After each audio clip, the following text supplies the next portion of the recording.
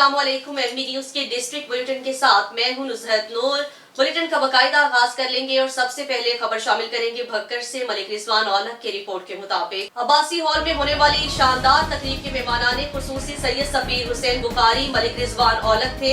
MD दी एजिलेंस public school Bhakkar Mohammad Zubair Qadri की तरफ से तकरीब के आला इंतजाम काबिल तारीफ थे। तकरीब में स्कूल के तुलबा ने टेबलोस पेश किए। मुख्तलिफ मौज़ूआत पर खाके भी पेश किए गए, जिनमें फलस्तीन पर होने वाले मजालिम को बेहतरीन अंदाज में पेश किया गया, जिसको हाज़रीन ने खूब सराहा।